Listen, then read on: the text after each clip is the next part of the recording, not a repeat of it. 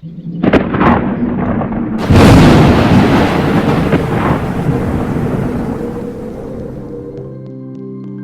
hadak diri ki duk janna kai no taw na wa ba matam da mayang ki emele du nan hong matala aga no je kamai do hai na hangbi da bra hang bane ba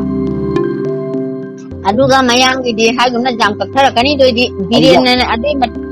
boti ki matang da biren akoi ki mitai emele biren debendo debendo na mana lep ki matam da du pini ada pini taw ga pusan ki ba mayang na nam ya ba aduga mana noi BJP ki jeng ja lo khot ro kan chawre ba ko aina hai ba hoi phai BJP je amaram da di jam phai akoi lu jam thagat li thana gi congress na kitang oi daga chu akoi di congress na pa li ngai matam da akoi di ajien ba tiang bau da phang gi de ba hoi adugo BJP oi ba dagi akoi hoi khara phangi adu mai siang du na akoi hajik jarak ke aina hai ba ne ba hoi mai jeng do koi pri jare na akoi haji akoi ji amamam nong magi halal la shrai na du bau hai ga bane adune akoi adumana cheng chabe matang do hek pan biraga na akoi na mu government do pahel laga chaba tha pi mulye na ipai bu parom le dai na hoi adu to video na hango ba chaba tha ji phiji munabra na adu gi ipai bu parom dura no BJP na tawri sena hangada me dumana hoi ado mana ai ni la ko kan tanga ke pau phong na si phone number ye save to than ji kan taw ye ba ko ado ai na ado de dam save to than biro na ai di kaw na save puri to ho de Facebook dai phang na bane na mai Facebook de dum lai ye ba ko ngang da bane khar mana ko je khara taw na thau te da sambai phim da adu ga koi buna mi oi na urak ta bagi moi gi siang do koi pam je koi lai ra tangam ta banate mane ai hai ta bane akoi siang lai ra ga ta bangam ta banate mana lising tara happy ba kan taw do adu jo bot phom mi me matang da makan na tari ne sumbra hang bane ba hoi tawri mi ne koi pi su jai adu koi BJP di koi su pam je koi jiri gi oi na di BJP pam je koi hai gi bane ba mari BJP gi ma phajana ma ti oi ra me ko hoi kai rau ni bishoji kai le kai ni kan taw ra ye ba ya roi BJP na paling di jare adu mayang siga mi je ka te so matan di koi mai je khara jawi ba ko asini ne jamna sauning ni he adu ni aina hai ba akoi handak diri ki duk janna kai no taw na wa ba matam da mayang ki emele du nan hong matala aga noi je kamai taw hai na hangbi da bra hang bane ba adu noi matak hong jikari gi noi na lâu rồi mayang du sian to nga pa sa do lo ko hoi adu jai ke su kai je adu ga bot du noi ke do bagi mangon da to kon chan da na pi na bo kon na di noi na ai ta tong na ai gam ti adu moi na mayang da ke no ade ya na ke no phang pa ma tam da ti tam bangam je da na ko wa da sai gi ado akoi gi nupi ngata nupi angang macha bu yaw na moi taruk sigi bado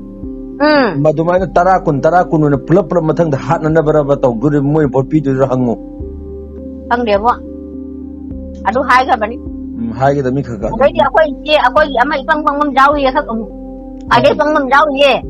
nang ba tha khai pi ga di nang adu ba tha da ja de ma pa pu to gu di pang ga chu moi china nga ja gi kai no se jam khang je ba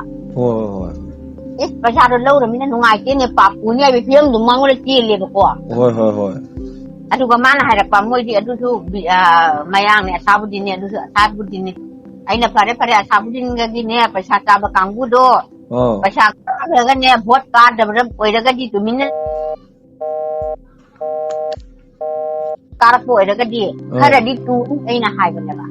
aji ma ti gyan ta na ta lu na soi roi khara di gyan ta na ta lu ada sabudin do na lan do ju mo di tau ni moi ka chu ma na sung bi pote ne di ji ga to bi ya adu ni ne moi ma ya men bot ka bre ka nun iche ne wak si nu ai ka par taw ai wari nga chalan ning mani se ga su ado pare iche ado iche kha hoda bi ko na ba di ko hoi jagi akoi manipur se pangira adagi phatrira adagi gyan tadrira ai gyanam tadre jaure pang ju ba pha ju phatta ba ada ai gyanam tadre akoi masen sida gyan dana hona badane kari hairi bno na adu so ꯑꯩꯈꯣꯏꯒꯤꯗꯤ ꯀꯣ ꯃꯌꯥꯡꯁꯦ ꯀꯥꯗꯅꯕ ꯍꯥꯏꯅ ꯍꯥꯀꯨꯝꯁꯦ ꯐꯅꯗꯤ ꯀꯟꯅ ꯍꯣꯠꯅꯕꯅꯦꯕ ꯑꯗꯨꯒ ꯑꯩꯈꯣꯏꯒꯤꯅꯕꯨ ꯑꯃꯨꯛ ꯅꯤꯐꯨꯃꯨꯛ ꯂꯣꯇꯥꯗ ꯊꯥꯗꯔꯝꯕ ꯂꯣꯇꯥꯗ kaya magi kaya hengi mayang nifumu hele ima be adu nota da nifu chakraba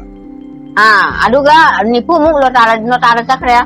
adu mayang nifumu hele adu akhoi maitai khara mu mayang som han gare asina nifu du khakta hen bada ka bane mayang odo hadak kine as madugi matam da bot ka man mi si je ko nongalaga ne tam mayang ji dai paisa lo ba punamak se mai tha bani thugai bani mai mayang dai paisa lo raga bot thada raga dai ba paisa sa thu ba kangbu bot thu thada ba ado karo de handak ti SIR sila abanina SIR sila amnina ne khara di moi khara di mang ro mali mam di kaino da ado laiba khoi gi mayang muslim jing do ayambana asom gi Bangladesh dagi Assam dagi chang pangak ta oi na pawam tai ado moi kari botari matang ga yang adu pau phange ba ko nifu khak hen ma poni na moi yang thina kaksarakani SIR sila chumna tawragadi aduga mayang gi di hagumna jam kaksarakani do di biren na adi bot gi matang ga biren akoi gi mitai MLA biren debendo debendo na mana lep ki matam da du pini ada pini tawraga pusan gi ba mayang atana namme ba ado di kaksarakani kadana kaksarakani ado re mojam akoi mit aji ki desam tawda mit photocopy ma kana talina adu so adu taw brava mit photocopy duna akoi NRC gi ni akoi gi mitop khandok bagi ni mit photocopy je kana koi Aadhaar card su tawi hoi loin tawre anamba ji to pa su tawre aduna moi adu gi chejang Aadhaar su tawi aduga magi biodata lawdoi ni aduga NRC lakpa yana na tawdoi ni aduna mo adugi plan ni adi magi biodata shema kanda biodata dui matung ina mo he thigatlaga mapa mapu do 1951 da koina base tawraga NRC tawjai je sija magi mapa mapu heredity je 1951 gi mamang da kana kan leirami thidoi ne ba leiram da mo punna tan thok do ni phanam takhini jiri dadi takini jam takini mai yu phana takani do di adu 1951 oita ti ne phanayam na jiri phanam ko bani ma ko ne adai ta de akoi gi ai gi ingai ama ko ma je kui jari ne lakwa mo je boti kui jari khada ba jaga do di ya yaroi au gi ne NRC je trok bada di am ta yaroi adu di akoi na maitai ni haidana nuksigumsi adegi pangan ni haina nuksidaba tawgumsi wa chumna dum NRC da nium chumna tawjasan obo ko da kona akoi na Home Minister gi ayaba lawraga adugi pot su ayaba layeba Home Minister gi ayaba sina moina yare ma aina akoi na approve tore ma le hello haidana moina mana sign toro ayaba bibi daga dia dum laibe yaya adugi pot moi bri chela panati ba ko Kathar gi maram do jon thuaga khoi jiri da lam lawra lei bane ba lam lei jabane ba adu bo yaro yate ba NRC dadi SIR dadi yaye ba ko SIR dadi mana dum kasa dai sisi da voter chingame Indian citizen ni ai India gi mini adu ai kano gi ai mamang da voter seda pi haraga ko adi madi kasa je khoi India manung ni loi yaye ba Kathar gi voter doka ga pura ji da hapi ni adu yaye ba NRC da di yate ba to NRC ya bi da na mu yate ba to akoi gi hari taw NRC natro natte SIR ni hojik taw ni SIR ni aduna sumana leibani aduna chi hoi kari hoina su mayam do kirang gyan ta na haibiro akoi je maite ma saman thawai nungai dam da gi taw jara hoi pare adu din se adu thamjarage na naw thamjarage ko ho Sama.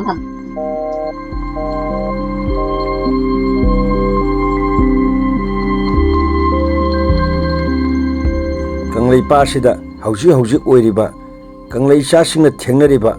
awana khudingmaki oiba thamoi gi oiba paudam phungdok piningba leiragadi मखाद पिजरिबा number सिदा contact तौबिदुना इसा इसागी ओइबा पेंदबा नत्रगा हाइनिंगबा नत्रगा वाकटनिंगबा पूर्णमक अखोइना phone recording की खुथांगदा मियामदा खंगनजबगी खुदोंग चाबा पिजरी मखागी contact number सिदा phone तौबिरकनबा नोलुकना निसिंगजरी।